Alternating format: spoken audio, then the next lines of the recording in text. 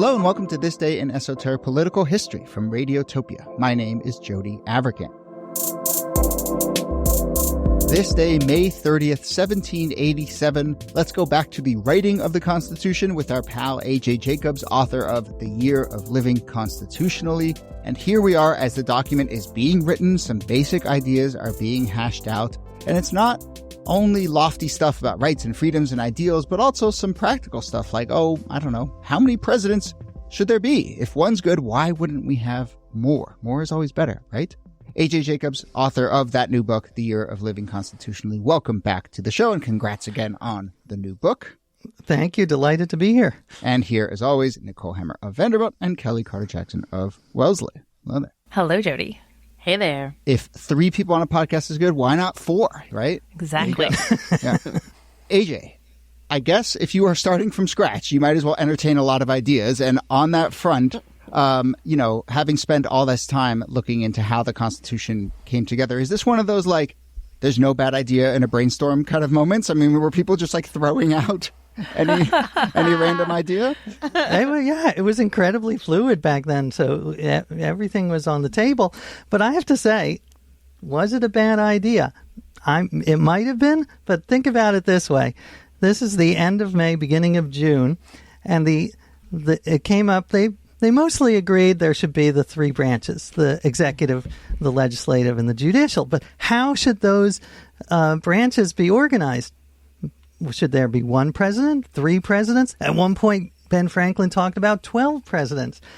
And when James Wilson, who was the Pennsylvania delegate, he stood up and he said, no, there should be 1 president. Several of the delegates were like, what? Are you crazy? That's a paraphrase. They said, we just fought a years-long bloody war to get rid of a monarch, and now you're trying to install a single person with all this power? And Edmund Randolph of Virginia said, this is the fetus of monarchy. This is if you let this person have the single presidency, he's just going to gain power, which I have to say, the fetus of presidency now, I believe it's turned into a toddler, and it's growing. And I'm not sure 3 presidents is the right answer, but they talked about other ways to constrain the presidency that they ended up not doing. But this was a huge debate, and in the end, it was a weeks-long debate, very heated. In the end, they did approve the single presidency. Wilson convinced them there would be too much infighting. And so 7 states voted for a single president and 3 states voted against. And that is why we have just the one guy in the White House instead of it's like a sitcom, imagining Biden, Trump, and RFK Jr. all in the My 3 dads, but 4 countries. Yeah. Exactly. I mean, I find it to be a really fascinating debate because this is not something that I had spent a lot of time thinking of before. But, as folks are trying to figure out both how to balance this fear of monarchy, which does seem to be the looming fear hovering over the constitutional debates along with the status of enslavement. This idea that actually it's more democratic to have 1 president because then that person is accountable and can't hide behind the other 2, 4, 11 presidents. And there's a kind of direct connection. Now, all of that, of course, is watered down by Electoral College and all those different things. Yeah. But it is fascinating to me that in that debate, folks are in a lot of ways concerned with many of the same issues. Accountability, democracy. How do you prevent a monarch from emerging? And, even though they go with the 1 president model, they're still putting lots of barriers in place that they're hoping are going to constrain this office from turning into a monarchy. And if it took 250 years to get to the toddler stage, that's not the worst thing in the world, unless the toddler grows quickly, which is entirely possible. I feel like this is when I remember being, in grade school and learning about the 3 branches of government. And the whole idea was checks and balances. You had to be able to make sure that no one had absolute power on, so one's got the purse and one's got the military and one's got the law, and like all of these different ways of thinking about like, how do we keep people from getting out of pocket? How do we keep people from becoming, you know, tyrants or dictators or kings or queens? Is something that, I mean, I don't know. I've always been sort of fascinated about how really ingenious it is to come up with these ideas of forming governments. We have to do the stuff that, you know, like in middle school, they're like, all right, you have your own country. Yeah. How is it going to be run? And you're like, oh no, it's chaos. It immediately deteriorates into anarchy and dictatorship. Yeah, it's wild. Well, reading and immersing myself in the Constitution, it became clear it was more balanced back then in terms of the three branches because you had more constraints on the presidency. The Congress would declare war and the president would execute the war. Now the president is driving the train in terms of war. And same with trade. Congress was supposed to be in charge of trade. And this has been a problem that's been growing. I think Arthur Schlesinger wrote an essay called The Imperial Presidency way back in the 1970s, and it's just gotten more imperial. They had, Jody was talking about that, just throwing out no bad ideas. There were other ideas about constraining the presidency that they talked about at the convention that they didn't adopt, but maybe there was sort of a supercharged cabinet where the president would have to get approval from the cabinet before executing a law. Another was more of a parliamentary system. There was talk at the convention that Congress should be the one that elects the president, because then if the president starts taking too much power, Congress can just kick him out. Who knows if those are good ideas, but it certainly was something they were concerned about, and rightly. And I think, as we've said, it is a toddler. So let's be happy. It's the tyrant is still a toddler, but I am worried that it's just going to gain more and more power, and that is not American. That is not what America was meant to be. So when you go back to that spring and summer when this was being written, I mean, you painted a picture a little bit about the various ideas and the various factions and then the ultimate vote. But, you know, was it largely a debate about how to balance power, you know, and do we do it with multiple presidents or do we do it with an empowered separate branches or were there actually voices in the room that were making a sort of robust argument for imperial power, for a kind of more monarchic system? Well, the two professionals can weigh in, but my understanding is, you did have some people. For instance, Alexander Hamilton. He was pretty a big fan of the really strong executive. At one point, he suggested the president should be elected for life.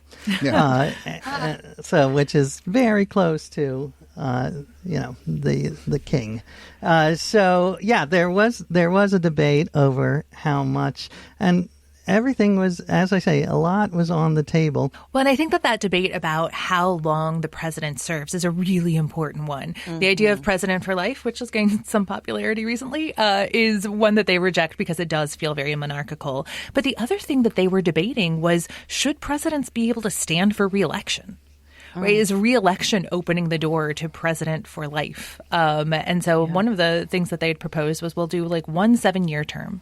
And then they're out. Whatever they want to do, they can do in 7 years, and then we'll figure out their replacement. And they ended up with this compromise of 4-year terms and re-election.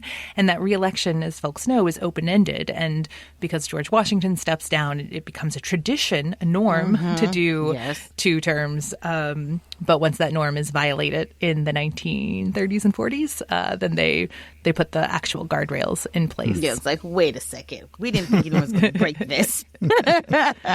Take your 2 terms and beat it. Exactly. And I think that's a good point, which is they had such faith that George Washington had all this self-restraint and virtue that he wouldn't become a tyrant. So I think George Washington, and he had no children, so he couldn't pass down the power to his offspring. And I think they kind of relied too much on the fact that other people would have the same self-restraint that George Washington did, which, as we've seen, is not always the case. Yeah, I mean, this is a huge question, and I'm sure reading your book will help illuminate this. But it is fascinating to me how sometimes it seems like the language is so carefully crafted with an eye towards the implications for hundreds of years, and sometimes it's just so clearly of the moment, Mm-hmm. And I don't know. Do you have thoughts on that, or do you have thoughts on kind of why some things got written for, what's this going to look like for the next 6 months, and some stuff seemed to have gotten written for what's this going to look like for hundreds of years? Well, they were human. I also think it's a great point. Like, that struck me reading the Constitution, which I had never done, start to finish, was how some parts really were so inspiring and relevant. We the people, talking about the general welfare, the blessings of liberty, equal protection. And then there were parts about government-sanctioned piracy that were just mind-bogglingly archaic, and because it was written in another century. So it's a fascinating document in that some parts are so relevant, other parts are archaic, and of course, other parts are incredibly offensive. And one thing that I found fascinating is that James Madison wanted, when the Constitution was amended, he wanted it to be more like a Google Doc, where you would actually change, they would rewrite it so that the offensive parts would be out. And he was overruled, so we have this sort of, and by the way, PS system, like, what I said there, that's not true. Now, the disadvantage of that is that you've got these incredibly offensive, horrible parts about enslaved people in the Constitution.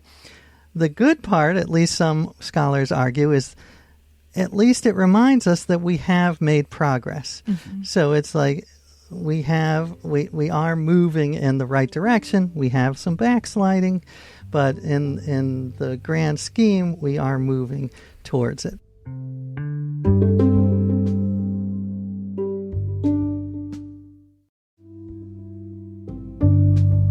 One of the most fascinating people, I was just going to say, that I wasn't really familiar with, was James Wilson. So I feel like we hear a lot about James Madison, but James Wilson apparently spoke 168 times in crafting sort of the ideas that, go into the Constitution. The idea of we the people, the idea of we is all credited to James Wilson. And he was a big part of this debate about the presidency. He was for the single presidency. And I also liked he had an idea. He was worried about the Senate. If you have 2 senators from every state, then small states will have too much power, which turned out to be true. So he proposed sort of these districts that would cross state borders, and people could send representatives from the districts, and they would be more equally sized and equally proportioned. And I'm like, that could have worked. That could have been a good idea. Maybe we revisit that one. Yeah, I know. James Wilson was one of only 6 to sign both the Declaration of Independence and the Constitution. I mean, AJ, are there any other lesser-known folks who you ended up with a soft spot for as you dove into this world? Well, I have complicated feelings about Wilson because he was behind the single presidency. My favorite is Ben Franklin. I think that he had flaws, like all of them, but much fewer flaws. And one of my favorite quotes from the Constitutional Convention is that Ben Franklin said that the older he gets, the less certain he is of his own opinions. And he even told a little joke parable story about a French lady who said to her sister, "It's so strange. Why is it that I'm the only person I've ever encountered who is right on every issue in the world?" And his point was, we're all that French lady. We all think we're right. So he believed in epistemic humility, this idea of flexibility, and he changed his mind, which founding fathers have a huge number of flaws, but that is one thing some of them I think should be lauded for, which is that they changed their mind. And in fact, James Madison, according to Lord, the last words of his life, he was on his deathbed, his niece was with him, He made a weird face. His niece said, "Are you okay, Uncle?" And he said, "Oh, no, not to worry. I just changed my mind." Now, what did he change his mind about? Who knows? Could be the bicameral legislature. Could be the wallpaper. We don't know. But the fact that even up to this last moment, he was changing his mind. And that is something I think we need more of. We are so intransigent. We are so obsessed with our tribes. And we won't consider looking at the evidence and saying, okay, well, maybe there is something different we can do. Well, that is a beautiful place where you would think you would end it, but I want to talk about something much stupider before you go. So one last thing, because I can't help but notice, in this episode that we're talking about here, there's multiple presidents. We've talked about all the various proposals that have come in, and there was a proposal that got pitched in terms of having a sort of single, very powerful president that was dismissed by Thomas Jefferson as a, quote, bad edition of a Polish king. And so he's referring to Poland as having this bad idea, right? And then I noticed in the previous episode we did with you, where they were talking about what are we going to call the president, one idea that was taken from Poland was his elective majesty. And that was shot down as, oh, those Poles have a stupid idea. So I just love this idea that in this period, every once in a while, someone will raise their hand and be like, well, in Poland, they do this. And everyone's like, what a terrible idea. Boo. But it really was a little bit of that, right? Like, I heard that over here, they do it this way. What do we think, right? Well, I mean, that's what's fascinating. They had very few models of democracy, and now we have hundreds. And in fact, Switzerland does have something similar to the three. They have 7 presidents, basically, 7 executives on the council, and they sort of rotate to each one as head president for a year. As part of my project, I committed to the bit. I really wanted to get in there and be a part of democracy. So I exercised my First Amendment right to petition, and I got several hundred people to sign a petition with a quill pen and ink that Congress should reconsider the 3 presidents, which I didn't really believe, but I wanted people to think about the president's too powerful. And I brought that petition, the scroll of paper, to Washington, D.C. and met with Senator Ron Wyden of Oregon and presented it to him. And he was very polite. He said something like, "You are injecting common sense into the discourse," which is very rare. I'm not sure that was true, but I do think that he did say he agreed with the basic point that Congress needs to reclaim some of its constitutional power, and the president is too powerful. Yeah. Also, it triples your chance of becoming president, which senators are very interested in that. That's true. But no, I mean, it says something that of all the things you could have gone to do your petition, this was the one. I mean, this is clearly something that you've really come to think a lot about. I think it's a crisis. I really do. Yeah. All right. Well, AJ, this has been really fascinating. As always, we love having you on the show. The book is The Year of Living Constitutionally. It is out now. Tons of other insight and very fun times to be had in that book. So, AJ, thank you for doing that. Oh, thank you. And I love your show, which I listened to repeatedly as part of my research. So you were a part of any factual errors in AJ's book, you can just find it. Nicole Hemmer, thanks to you as always. Thank you, Jody. And Kelly Carter-Jackson, thanks to you.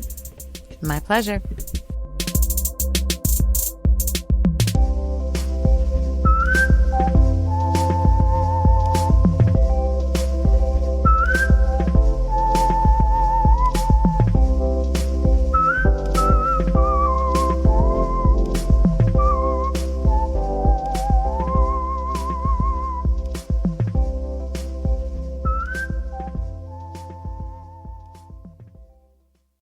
Hey, it's Jody. Did you know that Radiotopia has a reality dating podcast? It is called Hang Up, and it's kind of like a queer cross between The Bachelor and Love is Blind. Each week, the star goes on phone dates with the callers, and then one caller is eliminated week by week. They do not see each other. Here's a taste of Hang Up.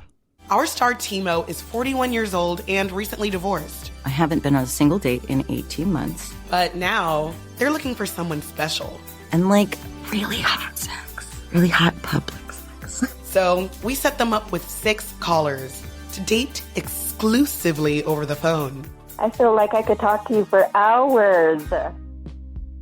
Now, at the end of all this, the last caller standing can choose the star back as their soulmate and go on an all-expenses-paid vacation together, or choose a cash prize instead. Hang Up is hosted by Zakiya Gibbons, one of my favorite people at Radiotopia, and not for nothing, the artwork for this new season is incredible. So check it all out. It is like nothing else being done in podcasting right now. Season 2 of Hang Up, out now on your favorite podcast platform.